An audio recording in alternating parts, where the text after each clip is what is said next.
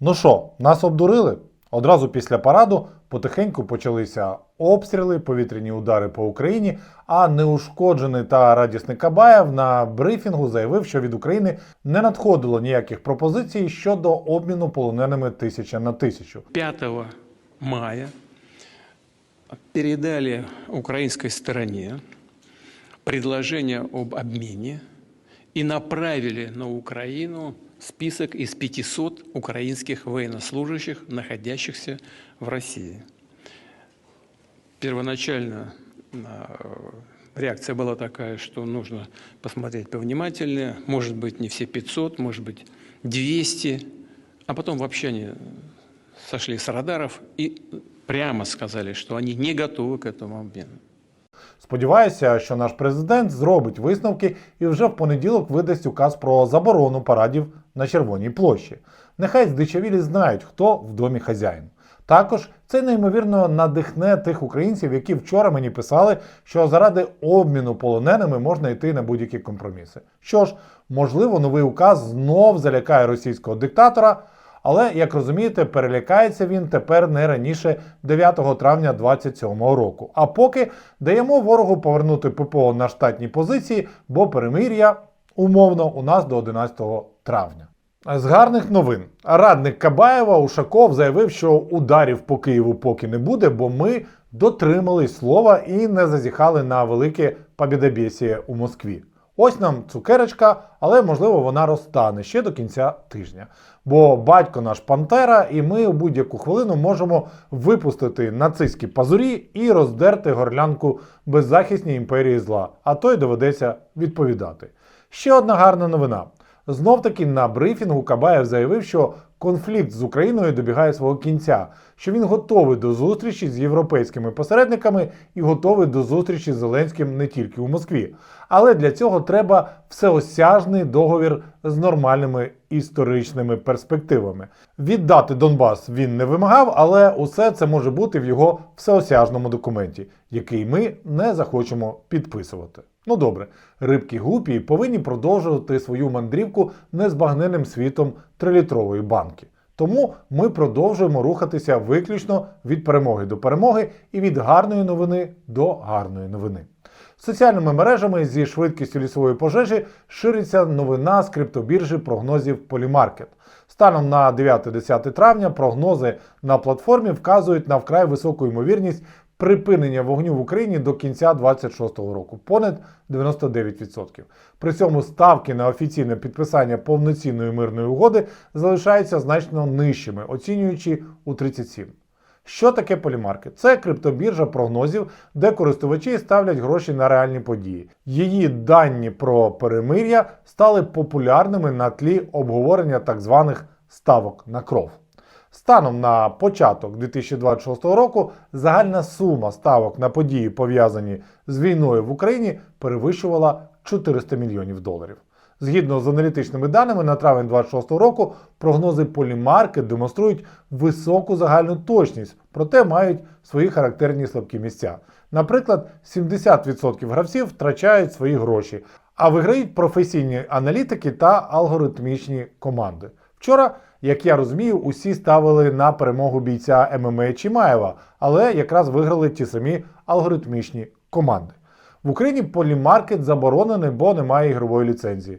Я зв'язався з платформою, там повідомили, що не планують заходити в Україну, бо навряд чи витримують конкуренцію з прямими ефірами батюшок на Тіктоці, битвою екстрасенсів, гадалками на картах Таро, конотопськими відьмами, мольфарами, Бабаком Тимком, Арестовичем, Українським гідрометцентром та Дмитром Гордоном. І тут Polymarket правий. Його стопчуть, увіб'ють в гній по вуха, обмажуть дьогтям та пір'ям і віддадуть на поталу Чупакабрі і Гетманцеву, або Чупакабрі Гетманцева, або навіть Чупакабрі Гетманцеву. Цікаво, що рівень цитування криптоплатформи передбачень упевнено зрівнялося з рівнем цитування указу президента про Червону площу. Раніше я б сперечався і боровся з магічним мисленням українського народу. Сьогодні я схиляю голову перед інтуїцією нації. Якби ще я зараз знаходився десь у Австралії, тоді б ще отримував максимум задоволення від цих еволюційних потуг. В принципі, Полімаркет, Гордон і Чупакабра повністю пояснюють, чому ми кожного разу вибираємо на посаду президентів злодюжок, клептократів та блазнів. Магічне мислення завжди призводить до магічного сюрреалізму. Усім амінь, дихаємо матками згідно натальної карти. Але, звичайно, це не кінець нашого випуску. Доброго вечора, ми з України, ви дивитесь проект «Україна в вогні», мене звати Рауль. На цьому місці ставимо лайки, не забуваємо про перепости, не забуваємо підписатися на проект. В кінці очікую на ваші коментарі. Якщо хочете допомогти більш глобально, на Ютубі в описі до відео є усі наші реквізити, на Фейсбуці це перші коментарі. Особливо подяка нашим спонсорам на Патреоні і на Ютубі. Ви дуже допомагаєте. Ну а ми переходимо до нашого сюжету. Отже, обмін 1000 на 1000 полонених завис у повітрі. Кабаєв каже, запиту не було. Наші апелюють до Лунтика, який виступав посередником у припиненні вогню. За думкою нашої влади, тепер Лунтик повинен подзвонити Кабаєву і нагримати на нього. За думкою нації, нагримати і видати нам 1000 ракет «Томагавк», щоб ми до кінця травневих свят спалили Москву. Як для Офісу простих рішень, план реалістичний та дієвий. В реальному житті Лунтик нічого робити не буде, принаймні поки полонені не запропонують Лунтику викуп.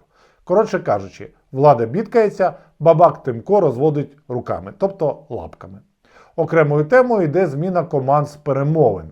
Вітьков та Зятьков втрачають рейтинги, Кабаєв заявляє, що США дійсно хочуть миру, але це питання між Москвою та Києвом, і, можливо, тут допоможуть європейці. Наприклад, Герхард Шрьодер, який був канцлером Німеччини, а потім пішов на підвищення у російський «Газпром». В той же час радник Кабаєва Ушаков розповів про зустріч з прем'єром Словаччини Фіцо і навіть прокоментував.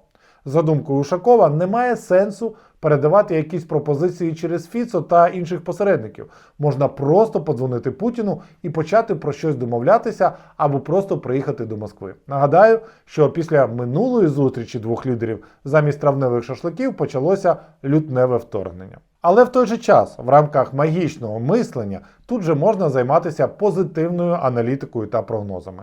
В чому відміна від попередньої маячні російського диктатора? Жодного разу від жодного спікера з боку Лаптіканди ми не почули про те, що для успіху перемовин Україна повинна віддати Донбас. Можливо, здичавілі зрозуміли, що тиск Лунтика не допоможе, а ЄС залишається на боці України і буде її фінансувати та підтримувати зброєю стільки, скільки потрібно для зміни влади в США та виснаження Росії. Усі бачили жалюгідний парад, усі бачили скавчання Кабаєва, усі бачать, як починає звіріти населення Росії. Справи дійсно кепські, і це вже видно навіть Вікторії Боні з Монако та Туапсінам з Туапсе. У Кабаєва залишилося 3 опції. Перша – залишити усе як є і сподіватися, що він помре раніше, ніж імперія розвалиться. Друга – оголосити загальну мобілізацію, закрити кордони, ввести талони і сподіватися, що через 1-2 мільйони трупів можна буде вийти на кордони по Дніпру. Третя – назвати поразку перемогою, сідати за стіл перемовин, фіксувати збитки і сподіватися, що ура-патріоти та зет-спільнота не підніме бунт або не організує заколот. Приймати рішення доведеться не пізніше осені за результатами наступу. Сука, ну класна ж була аналітика про Цуцванг і розвал імперії. Але от прямо у цю секунду цей поц Ушаков з обличчям доісторичного ящера заявив, врегулювання конфлікту неможливе без виводу ЗСУ з Донбаса. Розходимось, викликайте Гордона і бабака Тимка. Я здаюсь. Ми знову повертаємось до половців, печенєгів та рюріковичів. І мені абсолютно не зрозуміло, на що розраховує криптоплатформа Polymarket у своїх прогнозах. Добре. Поки ви робите нові ставки на Polymarket, давайте перейдемо до хронік потужності. Тут усе йде за прогнозами ще 3-річної давнини. У відповідь на бусизацію населення почало вчиняти акти масової та індивідуальної непокори. У Львові чоловік із ножем напав на перехожих після того, як побачив військових ТЦК. Він розпалив сльозогінний газ, схопив 13-річну дівчинку та приставив їй ніж до шиї. Правоохоронці та військові змогли швидко знешкодити нападника і звільнити дитину. Я впевнений, що якби чоловік не взяв заручницю, а просто вчинив опір, він би вже через 2 години успішно пройшов ВЛК, а вже через кілька днів на БЗВП отримав би калашмат з набоями.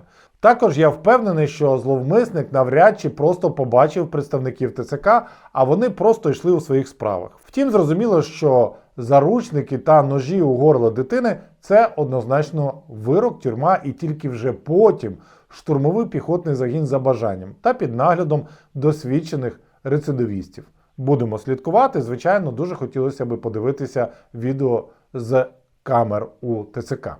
Менш трагічна, але не менш резонансна подія відбулася на Закарпатті. Група ромів напала на територіальний центр комплектування, куди раніше доставили чоловіка з їхньої громади.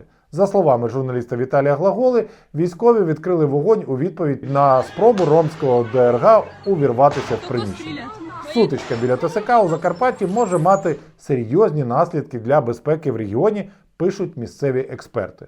Я, чесно кажучи, до останнього думав, що співробітники ТЦК помилково мобілізували ведмедя, що традиційно дає концерти разом з ромськими ансамблями.